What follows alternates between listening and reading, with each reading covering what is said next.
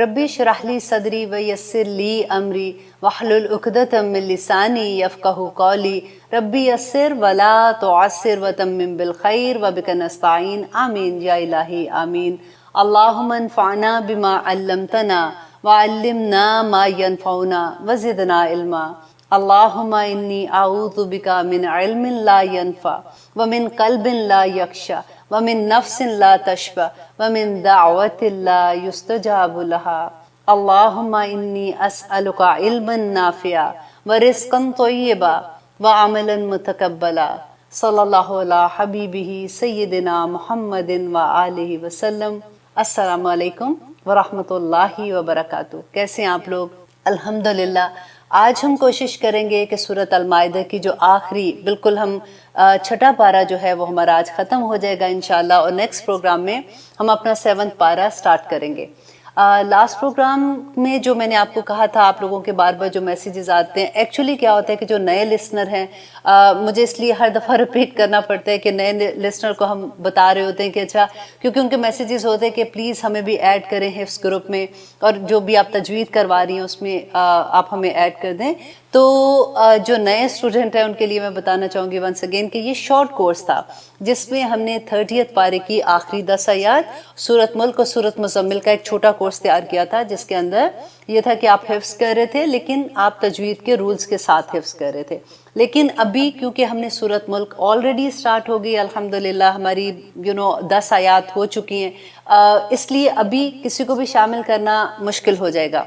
इंशाअल्लाह जैसे ये कोर्स ख़त्म होगा तो यही कोर्स दोबारा स्टार्ट होगा, तो फिर इंशाअल्लाह मैं आप सबको उसके अंदर शामिल कर लूँगी। और जिन लोगों ने ये कोर्स ख़त्म किया होगा तो फिर उन लोगों के लिए कि वो पूरा 30th पारा इंशाअल्लाह हिफ्ज़ करेंगे, और उसके बाद हम इंशाअल्लाह पहले इस पारे से स्टार्ट करेंगे। और इंशाअल्लाह अल्लाह सुब्हानहू तआला ने हमें ज़िंदगी में ये मौका दिया तो हम कुरान पूरा हिफ्ज़ कर लेंगे तजवीद के रूल्स के साथ। लेकिन उसके साथ थोड़ा सा सब्र के साथ आप लोग चलें, क्योंकि ये पहला कोर्स था। इंशाअल्लाह मैं एक और कोर्स भी नेक्स्ट ईयर जो अभी तो नेक्स्ट ईयर आ चुका है, आप लोग जब ये प्रोग्राम देख रहे हैं तो इंशाअल्लाह नया प्रोग्राम भी हम लोग जो है उसमें इंट्रोड्यूस करवाएंगे कि किस तरह से कौन सी चीज़ें हैं जो हम नई चीज़ें कर रहे हैं, नया कोर्स इंट्रोड्यूस करा रहे हैं, नई क्लासेस इंट्रोड्यूस करवा रहे हैं और किस मीडियम पे करवा रहे हैं। इंशाअल्लाह वो सारी डिटेल आपको मिलती रहेगी। अब लास्ट प्रोग्राम में हम अपना जब आगाज़ करते थे तो हम एक हदीस से कर रहे थे, जिसमें हमने वज़ू के बारे में लास्ट टाइम भी देखा था कि नबी सल्लल्लाहु अलैहि वसल्लम ने क्या क्या बातें बताई थी कि कौन सी हदीस में, ताकि कौन सी सूरा हम छोटी सी पढ़ते हैं तो उसका क्या अजर मिलता है, कौन सी आया हम पढ़ते हैं तो उसका क्या अजर मिलता है, कौन सी दुआ पढ़ते हैं तो उसका क्या अजर मिलता है। तो इसी तरह से क्योंकि अभी मैं मिशकातुल मसाबी जो है उसका कोर्स कर रही हूँ, वो इस हदीस की बुक है, तो उसमें हम लोग जो मिसवाक का बयान पढ़ रहे थे तो मैं आप लोगों के साथ उसमें भी शेयर करना चाहूँगी कि मिसवाक के बारे में, कि मिसवाक क्या है, क्योंकि ये ऐसी सुन्नत है जिसको काइंड ऑफ हम भूल चुके हैं। अल्लाह माशाल्लाह बहुत से लोग अभी भी करते होंगे, लेकिन क्योंकि जब से हमें ब्रश एंड पेस्ट की आदत है तो अब हमें मिसवाक का उससे अंदाज़ा नहीं होता। हाँ, जब हम उम्रे के लिए जाते हैं या हम हज के लिए जाते हैं तो वहाँ पे हमें नज़र आता है कि लोग आदमी चलते चलते मिसवाक करते रहते हैं और फिर वो कान के इधर लगा देते हैं, तो उधर से देख के हमें अंदाज़ा होता है। फिर बहुत दफ़ा लोग ये है वो गिफ्ट देने के लिए भी वहाँ से ख़रीद के लाते हैं। लेकिन आज हम देखेंगे कि मिसवाक का नबी सल्लल्लाहु अलैहि वसल्लम ने उसका कितना गुना ज़्यादा सवाब का जो बताया था। तो उसमें यह कि हज़रत आयशा फरमाती हैं कि रसूलुल्लाह सल्लल्लाहु अलैहि वसल्लम ने फरमाया कि जिस नमाज के लिए मिसवाक की जाए वो नमाज का सवाब 70 गुना ज़्यादा मिलता है। अल्हम्दुलिल्लाह, 70 गुना ज़्यादा। आप देखिए कि जब हम जमात के साथ नमाज़ पढ़ते हैं और हमें कितना शौक़ होता है कि हम जमात के साथ किसी तरह से नमाज़ पढ़ लें, क्योंकि मैंने आपको ये भी बताया था कि अगर जब आप घर में नमाज़ पढ़ती हैं तो अगर फॉर एग्ज़ाम्पल आप औरतें ही हैं तो आप एक ही सफ़ में खड़े होके जिसने नमाज पढ़ाना होता है वो दरमियान में आ जाती हैं, तो इस तरह से आपको आप नमाज पढ़ते हैं तो आपको जमात का सवाब मिल जाता है। अगर घर में कोई आदमी है, बेटा है, हस्बैंड है या कुछ भी है, अगर वो मस्जिद में भी नमाज पढ़ते हैं तो घर में वो अपनी सुन्नत और नफल पढ़ते हैं, तो आप उस तरह से भी जमात के साथ नमाज अदा कर सकती हैं। बहुत से लोग मुझे ये पूछते हैं कि क्या औरतें कर सकती हैं? बिल्कुल कर सकती हैं, क्योंकि आपने आगे लीड नहीं करना होता। आप सेम सफ़ में एक ही लाइन में जैसे کھڑے ہو کے وہ جس عورت نے بھی لیڈ کرنا ہوتا ہے، پڑھانا ہوتا ہے، وہ بیچ میں کھڑی ہو جاتی ہیں اور اس طرح سے آپ کو جماعت کا ثواب مل جاتا ہے اور 27 ٹائم زیادہ ثواب ملتا ہے۔ لیکن یہاں پر آپ یہ دیکھیے کہ وضو جب آپ کرتے ہیں، اگر آپ مسواک کرتے ہیں اس سے پہلے، تو آپ کو 70 گنا زیادہ ثواب ملتا ہے۔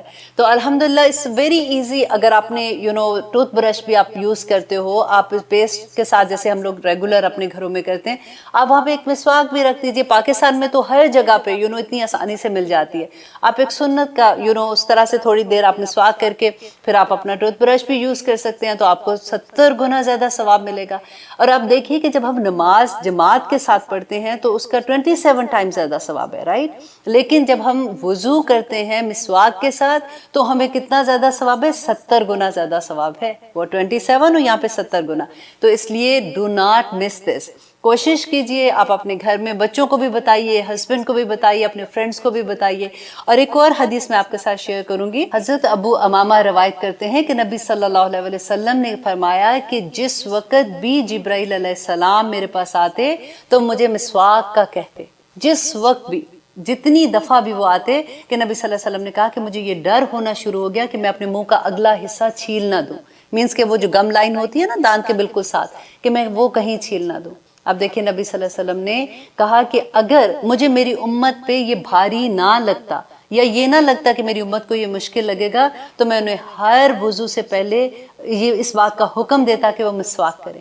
دیکھیے کوئی مشکل نہیں ہے، آپ لوگوں کے لیے تو دیکھیں کتنا آسان ہے، کہیں سے بھی مسواک ملتی ہے، آپ اپنے ساتھ رکھ لیں اور ہر وضو سے پہلے ایک جس سنت کے لیے آپ تھوڑی دیر کے لیے آپ کر لیں گے تو اس کا کتنا 70 گنا زیادہ ثواب ملے گا الحمدللہ۔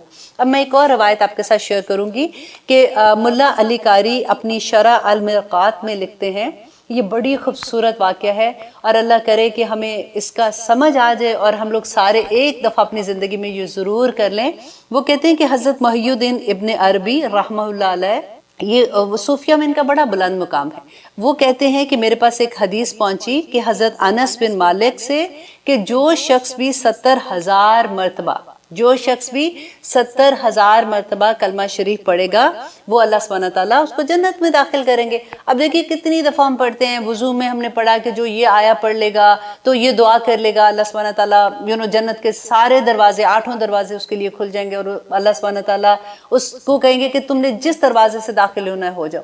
اسی طرح سے چھوٹی چھوٹی چیزیں ہم پڑھتے ہیں کہ زمین و آسمان تک گناہ ہے تو معاف ہو جائیں گے۔ تو بیسیکلی یہاں پہ آپ یہ دیکھیے کہ اتنا پیار آتا ہے اللہ سبحانہ تعالیٰ پہ کہ ہماری چھوٹی چھوٹی چیزوں سے اتنے بڑے بڑے اجر جیسے ہوتے ہیں کہ ہم بچوں کو نہیں کہتے کہ دیکھو بچہ یہ کرو گے تو تمہیں میں یہ اس کا انعام دوں گی، تاکہ بچے انکریج ہوں اور بچے کا کام کرتے ہیں۔ اب یہاں پہ دیکھیے کہ 70,000 مرتبہ اگر کلمہ شریف پڑھا ہوگا تو اللہ سبحانہ تعالیٰ کہتے ہیں وہ جنت میں جائیں گے۔ اب اس میں ملا علی قاری جو ہیں وہ اپنی ان کی جو وہ شرح انہوں نے لکھی تھی المرقات میں، اس میں وہ یہ واقعہ جو بیان کر رہے ہیں، وہ کہتے ہیں کہ ایک دفعہ کیا ہوا کہ یہ حضرت محی الدین ابن عربی کہتے ہیں کہ میں نے 70,000 دفعہ پڑھ کے رکھ لیا، لیکن میں نے کسی کا نام نہیں پڑھا ہوا تھا، میں نے ویسے ہی جب میں نے سنا تو میں نے پڑھ کے رکھ لیا تھا کیونکہ حضرت انس سے انہوں نے یہ حدیث سنی تھی، لیکن ان کو ابھی یہ نہیں پتا تھا اس کی کوئی ان کو کہ ایتھینٹسٹی جیسے ہوتا ہے حدیث کی، ابھی تک ان کو نہیں پتا تھا۔ کہتے ہیں میں نے سنا تھا کہ ایک لڑکے کے بارے میں کہ اس کو کشف ہوتا ہے، تو کہتے ایک دفعہ میں گیا کسی جگہ پہ تو وہ لڑکا بھی ادھر تھا اور کھانا کھا رہے تھے ہم لوگ، تو دیکھا کہ وہ لڑکا جو ہے وہ رونے لگا، تو کہتے میں نے پوچھا کہ کیا ہوا ہے، تو اس نے کہا کہ میں دیکھ رہا ہوں کہ میری ماں جو ہے اس پہ عذاب ہو رہا ہے۔ اس بچے نے کہا جس کو کشف ہوتا تھا، تو کہتے ہیں کہ میں نے جب یہ سنا تو میں نے اپنے دل ہی دل میں، کیونکہ میں نے وہ 70,000 دفعہ پڑھا ہوا تھا، میں نے دل ہی دل میں یہ عہد کیا اور اللہ سبحانہ تعالیٰ سے دعا مانگی کہ یہ جو میں نے کلمہ پڑھا ہے میں اس کی ماں کو دیتا ہوں یا اس کو بخش دیتا ہوں۔ تو کہتے ہیں کہ تھوڑی دیر کے بعد میں نے یہ دیکھا کہ وہ بچہ جو ہے وہ ہنس رہا ہے، بات کر رہا ہے، تو کہتے ہیں میں نے اسے پوچھا کہ اب کیا ہے، تو اس نے کہا کہ میں نے دیکھا کہ میری ماں جو ہے وہ جنت میں ہے۔ تو اس پہ انہوں نے یہ کہا کہ اس کی اس بات سے مجھے اس حدیث کی ایتھینٹسٹی کا بھی یقین ہو گیا اور مجھے یہ بھی یقین ہو گیا کہ کشف اس کا ٹھیک ہے، کیونکہ دونوں چیزوں میں ابھی ان کو نہیں پتا تھا نا۔ تو اس لیے جب میں نے یہ سنا تھا تو میں اپنے جتنے بھی اسٹوڈنٹ ہیں میں نے ان کو یہ کہا کہ آپ لوگ بھی پڑھ کے رکھ لیں کلمہ، اور 70,000 دفعہ اپنے، اور آسانی کیا ہے کہ آپ اپنے دو ایک چھوٹی چھوٹی جو سے ڈبیاں ہوتی ہیں اس کے اندر گربانزو بینس ایسے ہوتے ہیں نا ڈرائی والے، اب وہ کالے چنے جیسے جس کو ہم کہتے ہیں یا وائٹ چنے ہوتے ہیں، اب وہ وہاں پہ گن کے رکھتے 70 رکھتے ہیں، اور جب آپ وہ کلک کلک کرتے ہیں جو تسبیح ہوتی ہے، اگر اس میں آپ پڑھتے رہیں، جب آپ کا 1000 ہو جاتا ہے تو ایک دانہ آپ دوسرے میں ڈال دیں، اور اس طرح سے پڑھتے رہے انشاءاللہ 2 مہینے میں انشاءاللہ آرام سے 2 مہینے 10 دن میں یہ پورا آپ کا کمپلیٹ ہو جائے گا، اور جاتا بھی کیا ہے، ہمیں ثواب بھی ملے گا انشاءاللہ۔ اور جب میں نے، کیونکہ اکثر یہ ہوتا ہے نا کہ جیسے ہم یہ ایسے پڑھتے ہیں کہ 70,000 دفعہ یہ پڑھنا ہے اتنے پڑھنا ہے، تو ہماری کنفیوژن یہ ہو جاتی ہے کہ یہ بات ٹھیک ہے کہ نہیں، ہم گن کے کیوں پڑھیں، پتہ نہیں اس کے بارے میں کیا ہے، کیونکہ نبی صلی اللہ علیہ وسلم نے ایسے نہیں کیا تھا۔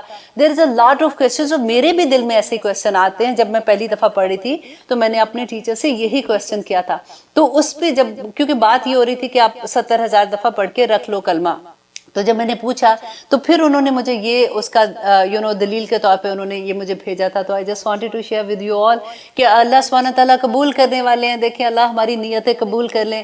اصل میں مقصد یہ ہے کہ اللہ کو تو یہ بھی پتہ نا کہ ہم کتنا ان سے ڈرتے ہیں اس معاملے میں، اور جس کے دل میں آخرت کا ڈر آ جائے نا، اس سے خوبصورت کوئی چیز ہو نہیں سکتی ہے کہ اللہ سبحانہ تعالیٰ ہمیں اس بات سے، کیونکہ جس کے دل میں آخرت کا ڈر ہوگا نا وہی اس دنیا میں عمل کرنے میں بھاگے گا، اچھے عمل کرنے میں۔ وہ اس کو موقع چاہیے ہوگا کہ مجھے کوئی نیکی کا موقع ملے، میں بھاگوں، میں یہ کام کروں وہ کام کروں، کیونکہ اس کا اجر مجھے آخرت میں ملنا ہے۔ جس کے دل میں آخرت کا خوف نہیں ہوتا نا، اس کی دنیا میں بھی اس کو کوئی خوف نہیں ہوتا۔ کیونکہ دیکھیں جب ہم کوئی بھی کام کرتے ہیں تو ہمیں اگر یہ چیز کا احساس ہوتا ہے کہ فار ایگزامپل ہم صدقہ دیتے ہیں، ہم نے یہ حدیث سنی کہ حضرت عائشہ نے کہا کہ نبی صلی اللہ علیہ وسلم نے کہا تھا کہ جو تم صدقہ دیتے ہو وہ کسی کے ہاتھ میں جانے سے پہلے اللہ سبحانہ تعالیٰ اس کو قبول کر لیتے ہیں۔ تو پھر ایک ہمت ہوتی کہ اچھا میں نے یہ دیا تو اب میں اور بھی کروں، میں اور نیکیاں کروں۔ پھر برائی کا جب ہم سنتے ہیں کہ ایک برائی کرنے سے وہ لیڈ کرتی ہے کہاں تک کہ وہ دوزخ تک لے جاتی ہے، پھر ہم اس سے بچتے ہیں۔ جب ہم دیکھتے ہیں کہ غیبت کرنے کا اتنا بڑا گناہ ہے اور اس کی سزا اتنی بڑی ہے، تو جب ہمیں یہ پتہ ہوگا کہ سزا ہے اور پوچھا جائے گا اور قیامت کا دن آئے گا، اللہ سبحانہ تعالیٰ ہر چیز کا حساب لیں گے، تو پھر ہم اچھے کام کرنے کی طرف زیادہ کوشش کریں گے۔ اللہ سبحانہ تعالیٰ سے دعا ہے کہ اللہ سبحانہ تعالیٰ ہم سب کو یہ توفیق عطا کرے کہ ہم نیکیوں میں بھاگنے والے ہو جائیں اور ہم اپنی برائیوں کو خود ہی سے اس کے جج بن جائیں، کیونکہ جب ہم خود جج بنتے ہیں نا تو یہ سب سے خوبصورت مقام ہوتا ہے۔ پھر ہمیں کسی ولی اللہ کی ایسی ضرورت نہیں پڑتی ہے کہ کوئی ہمیں یہ کلاس دے، کوئی ہمیں بتائے کہ یہ کام کیسے کرنا ہے، وہ کام کیسے کرنا ہے۔ جب ہمارا نفس ہمارا مرشد بن جاتا ہے، جب ہمارا نفس ہمیں سمجھانا شروع ہو جاتا ہے نا، پھر اس کے بعد کمال کا درجے پہ انسان پہنچ جاتا ہے، یہی ولی اللہ ہو جاتا ہے۔ انشاءاللہ اب لیتے ہیں چھوٹی سی بریک، پھر دیکھتے ہیں کہ آگے اللہ سبحانہ تعالیٰ نے کیا فرمایا ہے۔ اب دیکھ رہے ہیں قرآن میری زندگی، الحمدللہ ہم کر رہے ہیں سورۃ المائدہ آیت نمبر 79۔ اب یہاں پہ دیکھیے کہ ہم نے لاسٹ پروگرام میں جو لاسٹ آیا تھی یہ اسی کی کنٹینیویشن ہے، کہ جس میں ہم نے یہ دیکھا تھا کہ اللہ سبحانہ تعالیٰ نے کہا کہ جو بنی اسرائیل ہیں ان پہ لعنت کی گئی ان کے نبیوں کی زبان سے، جس میں حضرت داؤد علیہ السلام اور حضرت عیسیٰ علیہ السلام کا ذکر آیا تھا، اور کہا گیا تھا کہ کیوں لعنت کی گئی تھی، وجہ کیا تھی کہ وہ نافرمانی کرتے تھے اور وہ کانو یعتدون، اور وہ حد سے بڑے ہوئے تھے۔ اب یہاں پہ دیکھیے کہ ایک آئینہ دکھایا جا رہا ہے ہم لوگوں کو، کیونکہ اللہ سبحانہ تعالیٰ، پھر میں وہی بات کہوں گی کہ اللہ کا کروڑ شکر ہے کہ اب کوئی نبی نہیں آنا اور اب کوئی ایسی کتاب نہیں آنی، ورنہ آپ دیکھیے کہ ہمارے بارے میں اللہ سبحانہ تعالیٰ اس کتاب میں کیا لکھتے ہیں۔ یہ وہ قوم کے بارے میں اللہ سبحانہ تعالیٰ لکھ رہے ہیں جو اللہ سبحانہ تعالیٰ کی فیورٹ ترین قوم تھی، جس کو اللہ سبحانہ تعالیٰ کہتے تھے انی فضلتکم علی العالمین، کہ اللہ سبحانہ تعالیٰ نے ان کو جہانوں پر فضیلت دی تھی۔ اور کیوں ان سے وہ فضیلت لے لی گئی تھی، کیوں مسلمانوں کو دی گئی تھی؟ کیونکہ وہ نافرمانی کرتے تھے اور وہ حد سے بڑے ہوئے تھے۔ حد سے بڑے ہوئے کون ہوتے ہیں؟ جو فاسق ہوتے ہیں نا، جو اللہ سبحانہ تعالیٰ کے احکامات کی کھلے عام نافرمانی کرتے ہیں۔ تو آج آپ دیکھیے کہ ہم اللہ سبحانہ تعالیٰ کے احکامات کی کھلے عام کیا نافرمانی نہیں کرتے ہیں۔ ہماری زندگیوں میں بھی تو قرآن ہے، ہمارے سب کے گھروں میں قرآن ہے، لیکن کیا ہمیں پتہ ہے کہ اللہ سبحانہ تعالیٰ نے اس میں کیا کہا ہے؟ اللہ سبحانہ تعالیٰ خود قرآن میں کہتے ہیں کہ اتنا آسان ہے یہ کتاب کہ تم لوگوں کو اس کی آرام سے سمجھ آ جائے گی، یہ مشکل نہیں ہے، لیکن ہمیں شیطان اتنا بہکاتا ہے کہ ہمیں بار بار وہ یہ چیز کہتا ہے یہ بڑا مشکل ہے، یہ تو تمہیں سمجھ نہیں آنی۔ اور آپ بلیو کریں، آپ کبھی میسیجز پڑھ کے دیکھیں، کبھی بھی اپنے فرینڈ سے بات کر کے دیکھیں، آپ کو یہی جواب ملے گا کہ یہ تو بڑا مشکل ہے، ہمیں نہیں سمجھ آتی۔ کہاں مشکل ہے؟ الحمدللہ اب تو ہر زبان میں آپ جو زبان آپ کو آتی ہے اس میں آپ کو قرآن کا ترجمہ مل جائے گا، اتنی آسانی ہے۔ تو پھر کس چیز سے ہم ڈرتے ہیں؟ کیوں ہم اللہ کی ایک کتاب ہے، آپ دیکھیے جب ہم خود بھی جب اسکول میں پڑھتے تھے، جب ہم کالجز میں پڑھتے تھے، کتنی کتابیں، کتنے سبجیکٹ پڑھے ہیں نا ہم لوگوں نے، کوئی ہمیں شروع سے تو نہیں آتے تھے۔ جب ہم بچے تھے ایسا تو نہیں تھا کہ اللہ سبحانہ تعالیٰ نے ہمارے دماغ کے اندر ان کو ڈال دیا تھا کہ بس یہ کتاب کھولو گے تو سمجھ آ جائے گی، سمجھنے کی کوشش کی تھی نا۔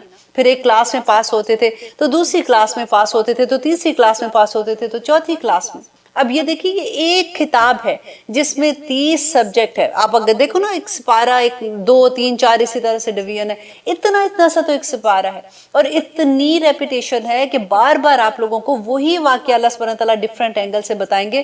اور کیوں واقعات اللہ سبحانہ تعالیٰ بتا رہے ہیں کہ دیکھو تمہارے بڑوں نے ایسے کیا تھا، تم ایسے نہ کرنا۔ اور انہوں نے کیا کیا تھا کہ نافرمانی کی تھی، اور اس کے بعد انہوں نے کیا کیا تھا کہ وہ حد سے بڑھ گئے تھے۔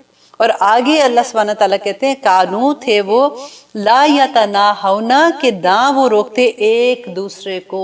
اب یہ غور سے سننے والی آیا ہے، اور آپ اللہ سے ساتھ ہی ساتھ دعا کر لیں کہ یا رب العالمین اس آیا کو ہماری ایک ایک جسم کا جو کہتے ہیں نا پور، اس کے اندر یا اللہ ہمیں اس کی مقصد سمجھ آ جائے، تاکہ ہم اللہ سبحانہ تعالیٰ کے سامنے کل کو کھڑے ہو کے کہہ سکیں کہ یا رب العالمین ہم اپنا فرض پورا کر کے آئے ہیں۔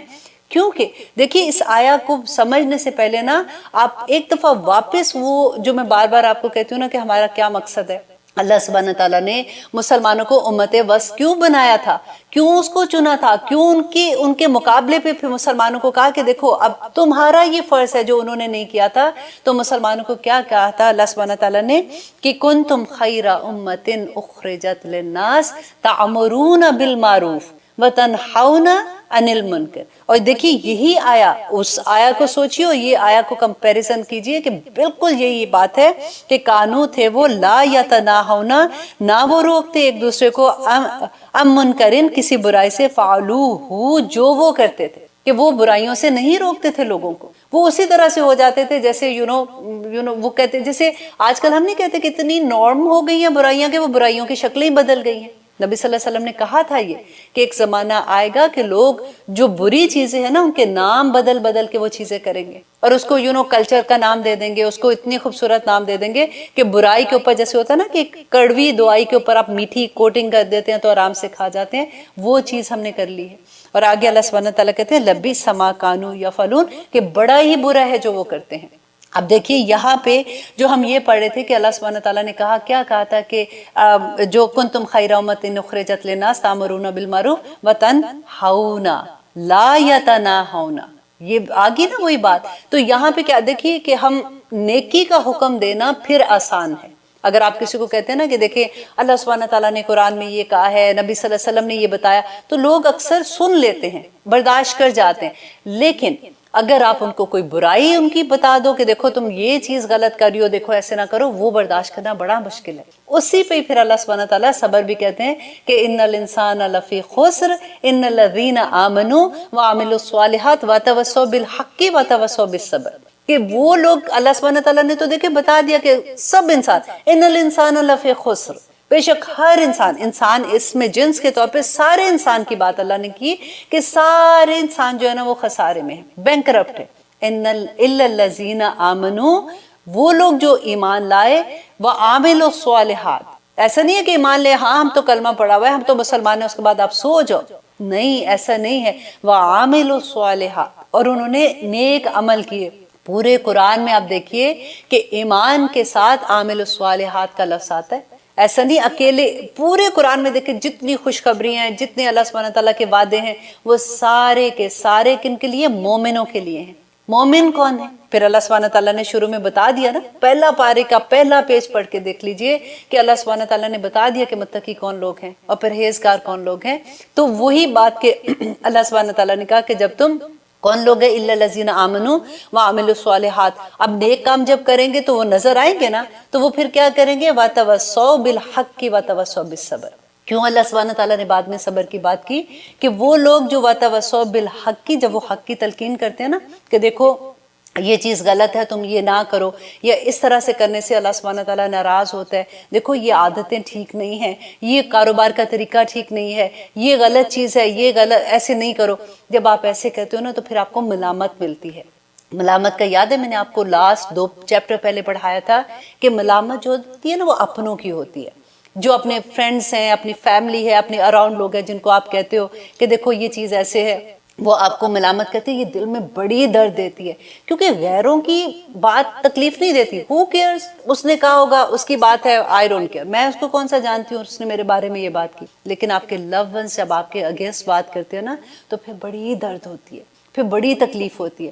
یہی بات پھر اللہ سبحانہ تعالیٰ نے کہا وَتَوَصَّوْا بِالْحَقِّ وَتَوَصَّوْا بِالصَّبْرِ، کیونکہ صبر جو ہوتا ہے نا، پھر جب وہ ملامت پہ صبر کرتے ہیں تو پھر اللہ سبحانہ تعالیٰ کی اتنی بڑی خوشخبری آ جاتی ہے کہ اللہ سبحانہ تعالیٰ کہتے ہیں یہ وہ لوگ ہیں جو صبر کرتے ہیں نا تو اللہ مع الصابرین، کہ اللہ سبحانہ تعالیٰ صبر کرنے والوں کے پاس آ جاتا ہے. اس وقت جس وقت دیکھیں آپ صبر کی حالت میں ہوتی ہیں نا، جس وقت تک آپ صبر کر رہی ہوتی ہیں، آپ یہ دیکھیں کہ اللہ سبحانہ تعالیٰ کا وعدہ ہے کہ وہ آپ کے پاس ہے. آپ ہر دکھ اللہ سبحانہ تعالیٰ کو سنائیں، ہر بات اللہ کو. دیٹ از دا ٹائم جب آپ اپنا کیش کرتے ہیں اپنی دعاؤں کو، تب وہ اللہ سبحانہ تعالیٰ سے مانگا کریں کہ یا رب العالمین یہ کام رہ گیا، یا رب العالمین میری اولاد کا، یا رب العالمین میرے ماں باپ، یا رب العالمین میرے بہن بھائی، یا رب العالمین میری دنیا، یا اللہ میری آخرت. اس وقت دعا مانگا کرے، کیونکہ اللہ سبحانہ تعالیٰ کا وعدہ ہے قرآن میں کہ اللہ مع الصابرین.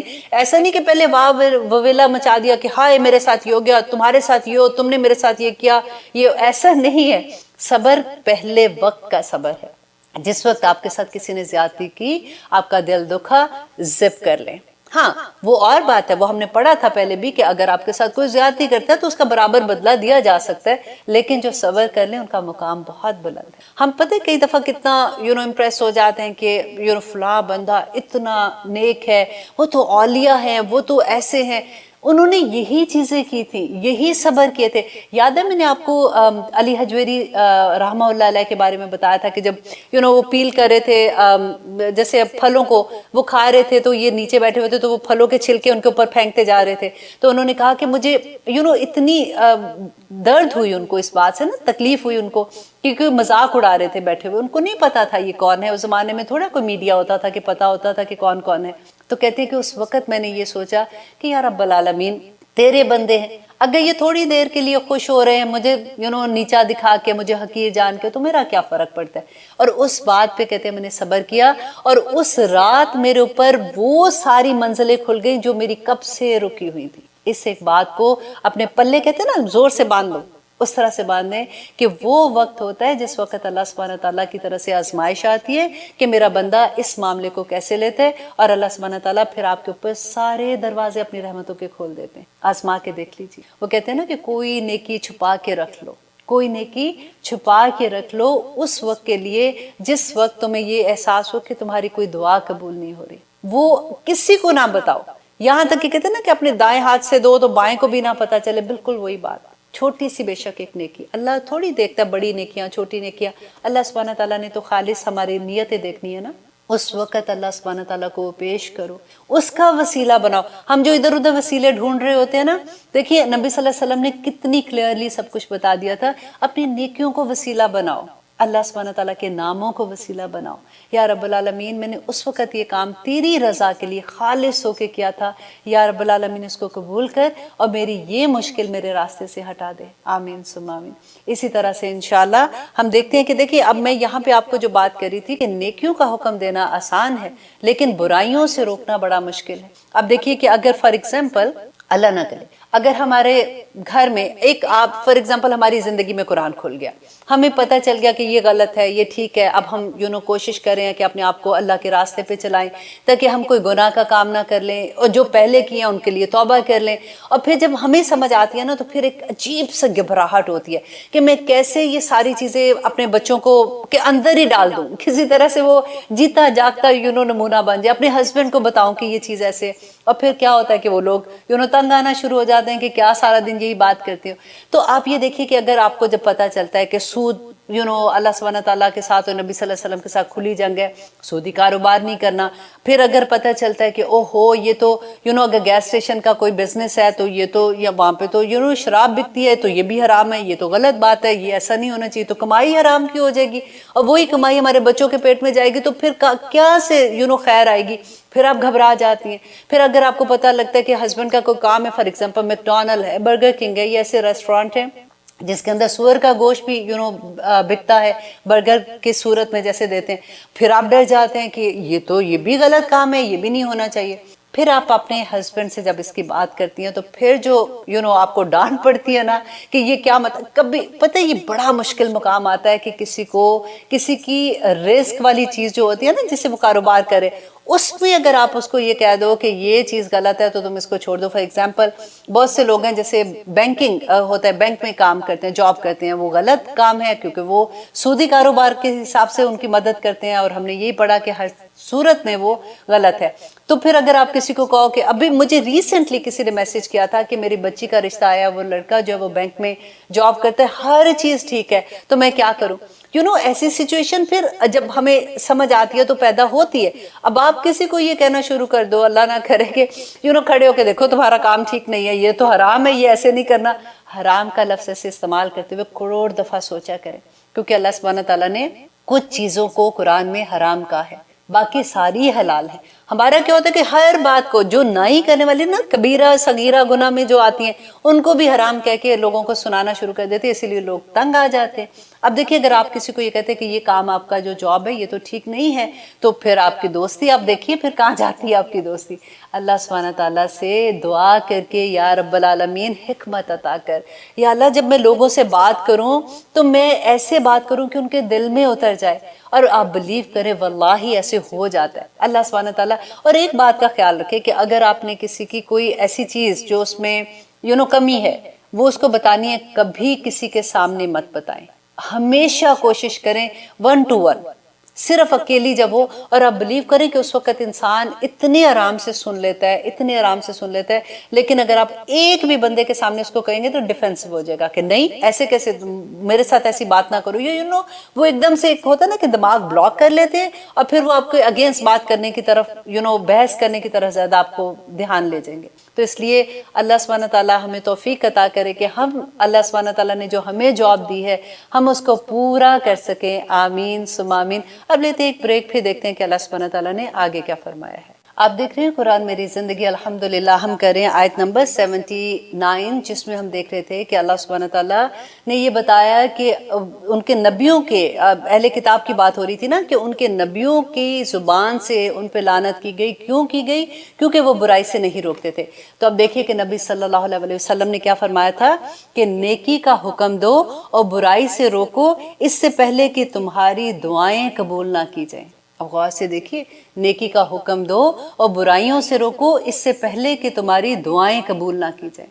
اور پھر نبی صلی اللہ علیہ وسلم نے فرمایا تھا کہ اگر تم برائی کو روکو گے نہیں تو وہ پھیل کر ایک دن تمہارے گھر کو آگ لگا دے گی. کیونکہ یہ ہوتا ہے نا کہ ہمیں یہ لگتا ہے کہ وہ فلاں بندہ کر رہا ہے، ہمیں کیا فرق پڑتا ہے. آہستہ آہستہ وہ چیزیں اتنی نارم ہو جاتی ہیں سوسائٹی میں کہ کل کو جو ہمارے بچے ہوتے ہیں نا، جب وہ نئی جنریشن نے تو اب آنا ہوتا ہے، کیونکہ وہ باہر تو نارم ہوگی نا، کیونکہ انہوں نے اسکول بھی جانا ہے، دوستوں کو بھی ملنا ہے، باہر کی دنیا میں جانا ہے، تو پھر وہ جو برائیاں ہیں نا وہ آپ کے گھر میں آ جائیں گی. اور پھر کل کو دیکھیں کہ بچوں کی شادیاں ہونی ہیں. اب بیٹا ہے تو ڈیفینیٹلی بیٹی گھر میں آئے گی، بیٹی ہے تو داماد گھر میں آئے گا. تو پھر داماد گھر میں نہیں آتا، بیٹی نے باہر جانا ہوتا ہے.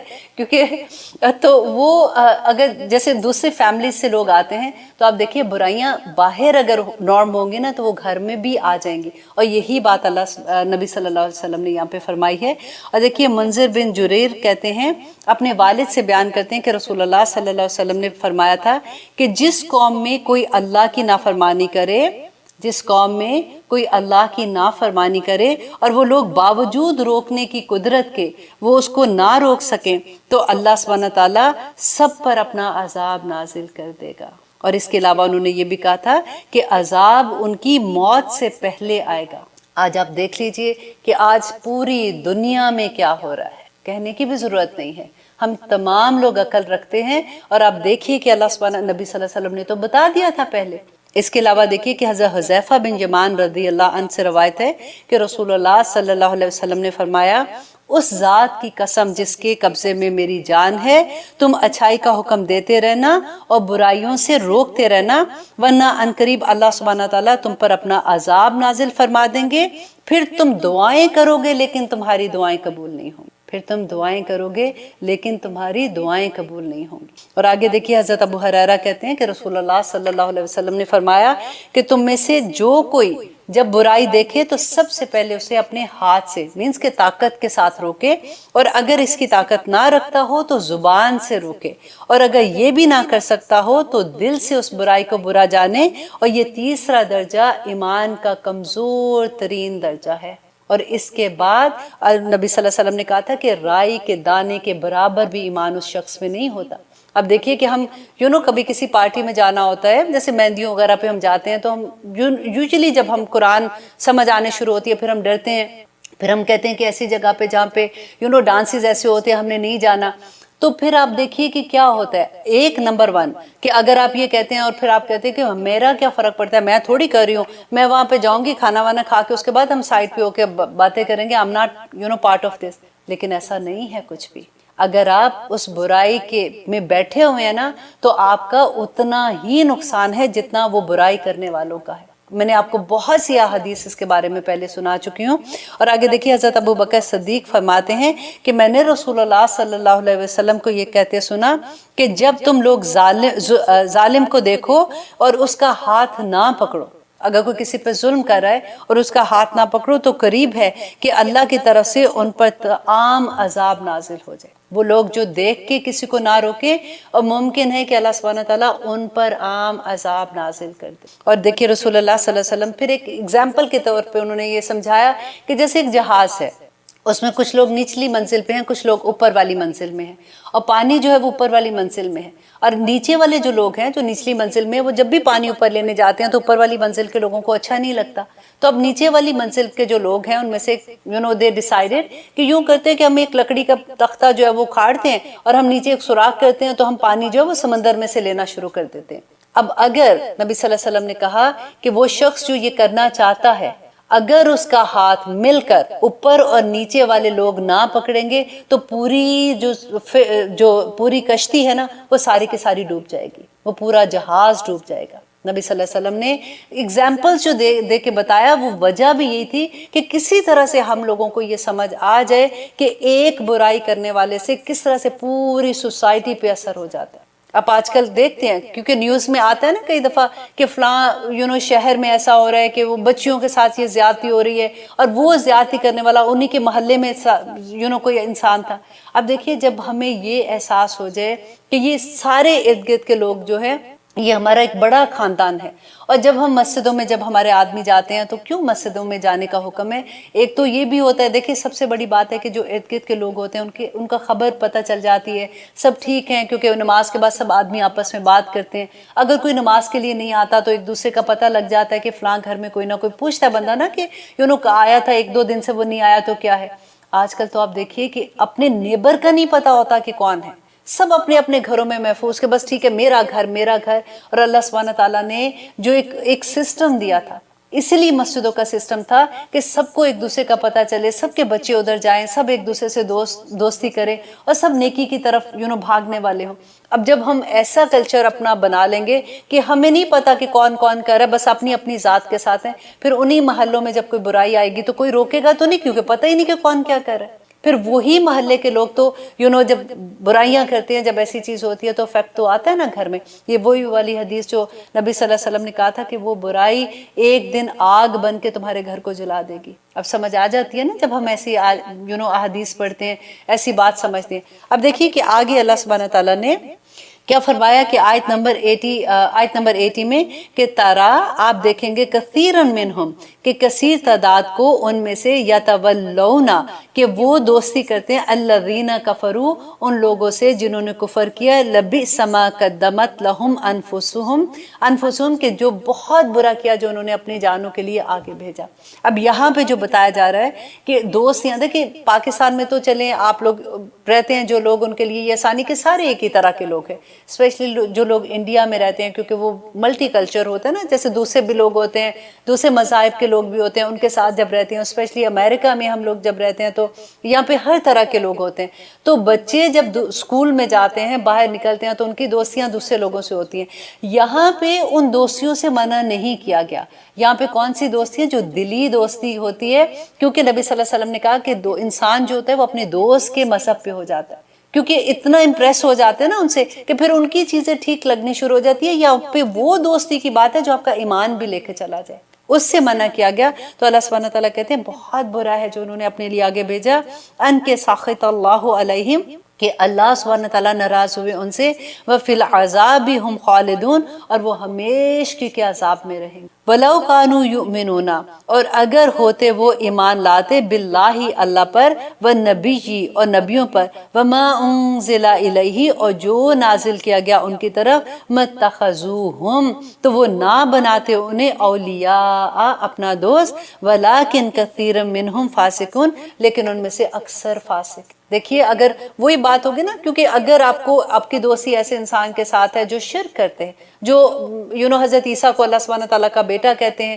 یا اس طرح سے کوئی بھی چیز میں، یا کسی ہندو کے ساتھ آپ کی دوستی ہے جو اللہ کے شریک بناتے ہیں، بتوں کی پوجا کرتے ہیں، تو آپ یہ دیکھیے کہ اگر کبھی آپ کے بچے کا کوئی دشمن ہو، فار ایگزامپل جسے آپ اتنی محبت کرتے ہیں، آپ اسے دوستی کریں گے؟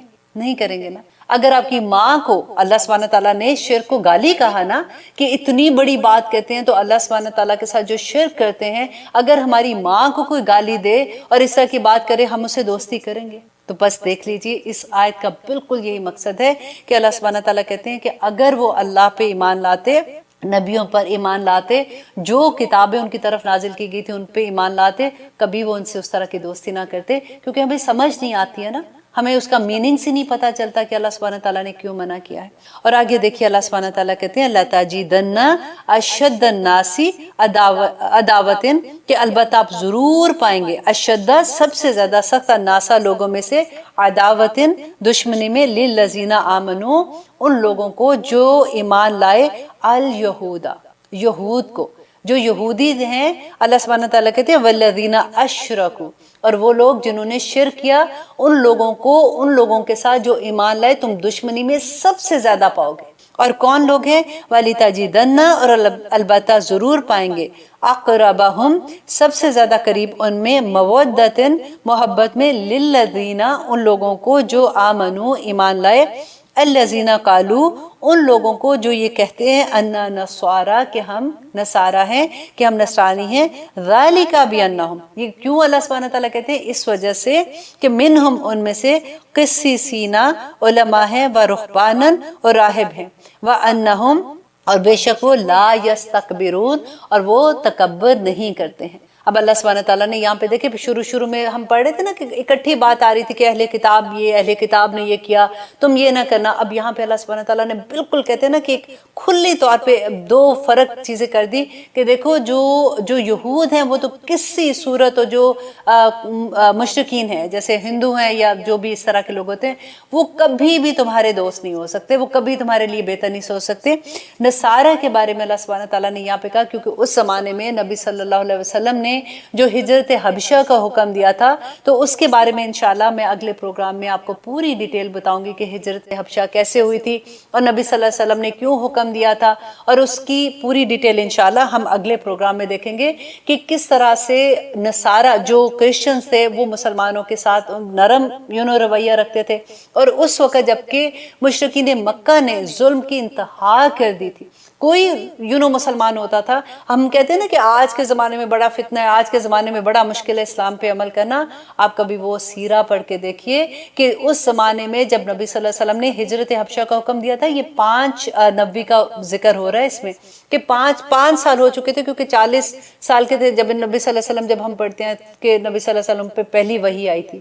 5 سال تک بھی یہ حال تھا کہ مسلمانوں پہ ظلم کی انتہا کر دیتے تھے کہ نبی صلی اللہ علیہ وسلم کو یہ کہنا پڑا کہ ہجرت حبشہ کی طرف ہجرت کر دو.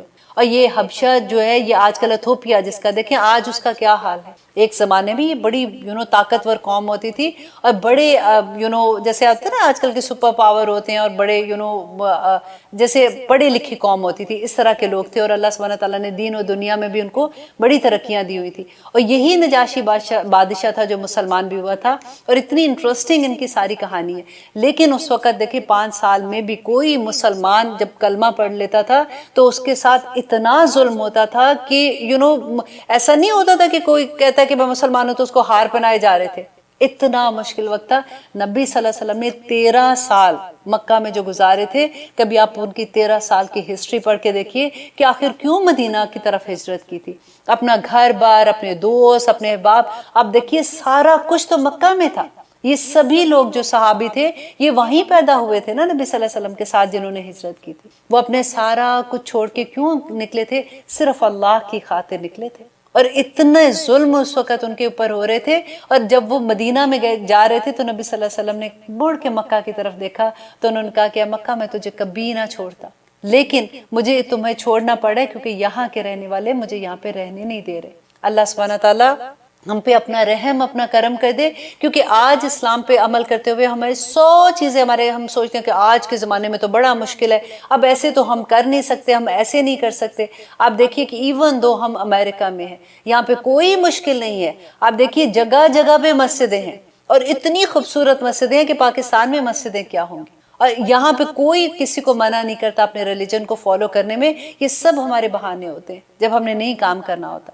اللہ سبحانہ تعالیٰ ہمیں توفیق عطا کرے کہ ہم اپنے مذہب پہ، اللہ سبحانہ تعالیٰ کی رضا پہ اس طرح سے چلیں جس طرح سے اللہ سبحانہ تعالیٰ نے ہمیں حکم دیا ہے. اب اجازت دیجیے، انشاءاللہ اگلے پروگرام میں ہم دیکھیں گے کہ اللہ سبحانہ تعالیٰ ہمیں کیا بتا رہے ہیں. انشاءاللہ 7 پارہ ہم سٹارٹ کریں گے الحمدللہ.